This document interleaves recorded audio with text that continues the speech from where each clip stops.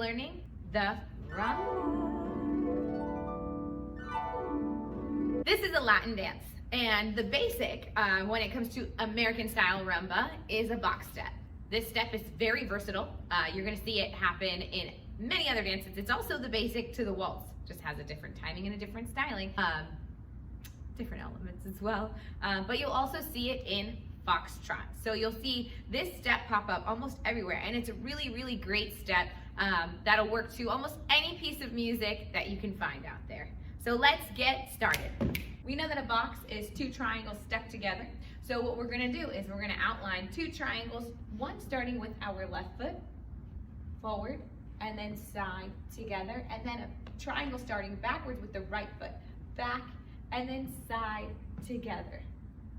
So the step looks like this: forward, side, together, back, side, together, forward, side, together, back, side, together. And that's your footwork for the lead. Follows, we're gonna start with our right foot as per usual. We're gonna take this right foot, we're gonna move back on the right foot, off to the side, closing our feet, changing weight. Now our left foot is free. So we're gonna take that left foot forward, forward, off to the side with our right, closing our feet together and changing weight so that our right foot is free again to outline the box again. It's the same idea of making two triangles. We're gonna make our first triangle with the right foot as our lead moves forward on his left, and then we're gonna go to the side and close our feet. Now the second triangle is gonna move forward with the left foot, forward, off to the side, closing our feet, changing weight. So we're both doing the mirror opposite of each other. The step will look like this: back, side, together, forward, side, together, back, side, together, forward, side, together. And that's your basic. Now that we know our rumba basic and where the feet go, let's talk about the timing a little bit. Rumba music is in 4/4 timing like most music is. In fact, the only music that's not gonna be in 4/4 timing generally is going to be waltz, which is 3/4 time. So almost anything else you can fake it till you make it, but with waltz music, it's very unique. So you kind of have to adapt to that music. But with rumba, like I said, it's gonna be a very universal step and timing for a lot of different music. I'll definitely link my Spotify playlist below and add some song suggestions so that you have a really good tempo to practice to. And so the timing for rumba is going to go slow, quick, quick.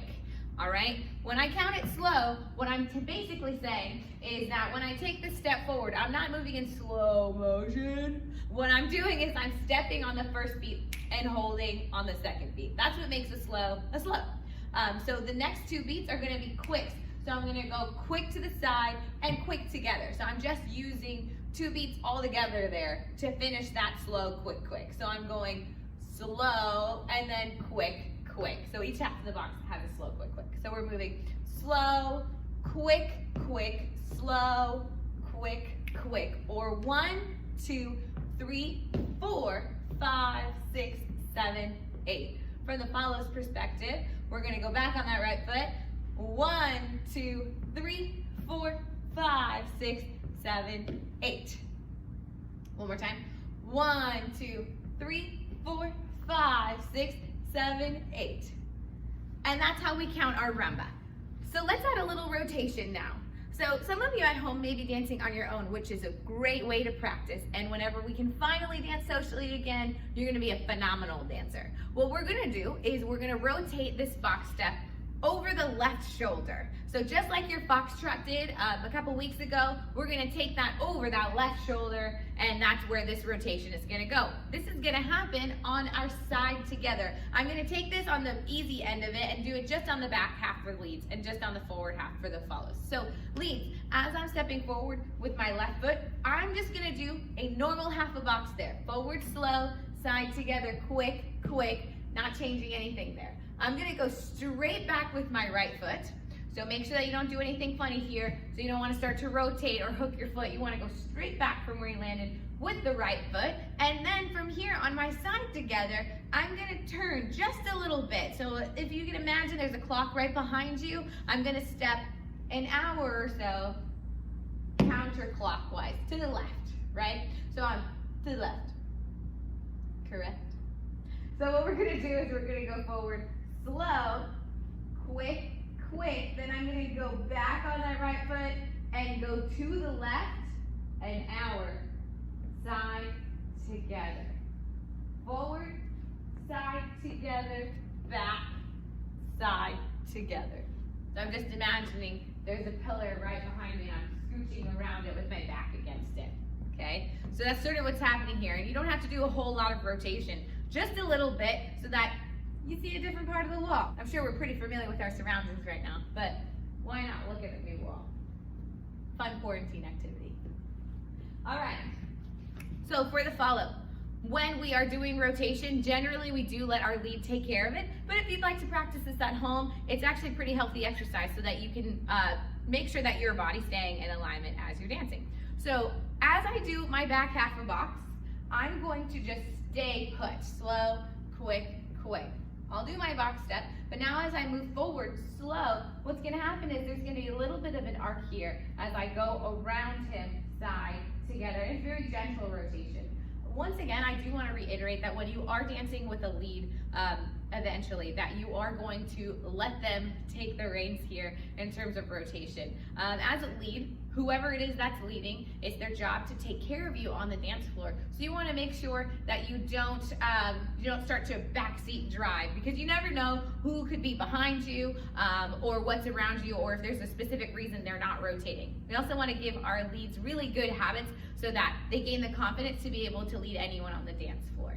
Being able to follow is really, really great because you get to focus on your own technique, and following is really hard in its own right. So it's nice to be able to allow your lead to just drive the car. So as we're rotating, once again, I'm going to start with my back half of the box, nothing changing, slow, quick, quick. I'm going to move forward slow, and then I'm going to rotate gently, quick, quick. I hardly changed alignment there. One more time, slow, quick, quick, slow, quick, quick.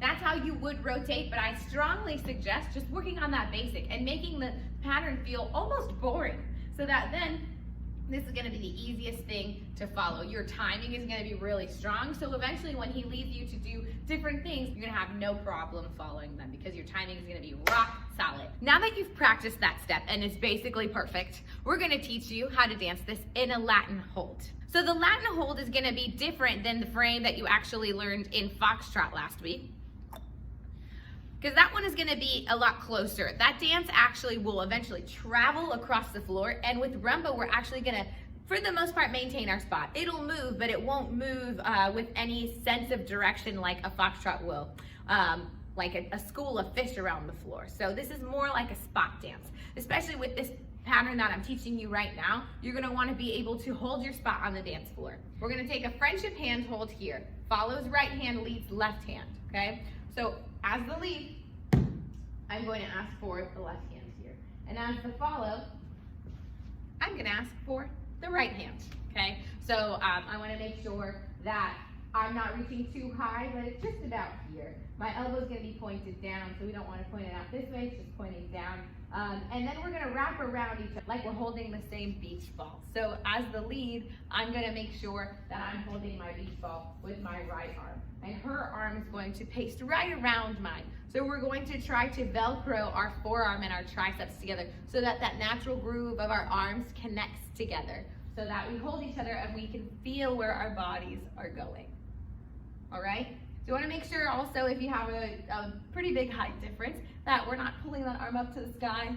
It's just at her chin to eye level there, okay? All right, we want to make sure that we are facing right in front of each other, so we're not offset like we would be in any other dance. We're right in front of each other because our knees are going to be moving towards each other, and we don't want to knock each other in the knees. That's not really fun when you're socially dancing. Then from here, we're going to do our basic. We're going to move with that left foot leads and right foot follows. If you don't have a partner, you can still hold your frame up. In fact, I practice like this all the time to just make sure that I'm holding my posture up and that I'm not slouching or that my arms aren't coming down. It's a really good exercise so that you can just hold on to your own frame, because we're never actually pushing down on our partner's frame when we're in there. We might be adding a tiny bit of gentle pressure there for connection, but we're not pushing down and creating any extra weight on our partner. So I do highly suggest that you practice with your frame, whether you're leading or following, so that then whenever you dance with a person, you feel nice and light and comfortable. All right, here are a couple of tips now that we're dancing this in frame. We're gonna talk about our feet just a little bit here. In a Latin dance, we're not actually gonna keep our feet closed all the way. We're gonna let our toes come out a little bit. Our heels are gonna be together whenever we're starting. This is what we call first position. And the reason for that is because we're going to take smaller steps. So turnout is our natural stopper. So having a little bit of turnout in your feet is gonna help. You wanna make sure it's not too much, because then your legs will bow out this way. We just need a tiny bit. Everybody's amount of turnout is gonna be different. Some people have natural turnout, some people have turn in, some people have a mix of things. So we wanna make sure they're evenly turned out. So as we're stepping, we're maintaining that turnout, even as we go to the side and as we close our feet. As we go back, we're maintaining that turnout in our feet. One other thing about rumba is that we don't actually take heel leads like we would in a foxtrot dance. That's traveling steps. So if I want to walk, my natural inclination is to lift the toes off the ground. Here in rumba, we want to actually keep our toes dragging. So as I take my step, I'm going to make sure that my toes drag on the floor. Every time I take a step, I'm drawing those toes on the ground like I'm outlining a box in the sand, right? One day we'll see sand again, people. So we're gonna go side together. And my steps are generally pretty small here. I'm not taking a big giant step. That's gonna create those toe releases and those heel leads. So I wanna make sure that I'm drawing with my toe. And if you notice, I just corrected my own posture. So I want you to make sure that you're holding your chest up and your hips are slightly back. You don't want to twerk. You want to have a straight back. You just want to bring your hips back, because this is a Latin dance. This is what I call happy puppy. Tailbone lifted to the sky, okay? So we have our basic, slow, quick, drawing those toes on the ground. Slow, quick, slow, quick, right? And practicing with your frame if you don't have a partner, or practicing in hold if you do have a partner. I hope you enjoyed today's lesson. I had a great time teaching you, and that's the rumba. We count it slow, quick, slow, quick, and it's a box step. You're gonna see this step come around again in another dance with maybe slightly different counts, maybe the same counts. Who knows? It's gonna pop up absolutely everywhere. So enjoy and have fun dancing in your living rooms. Thanks for having me. Bye.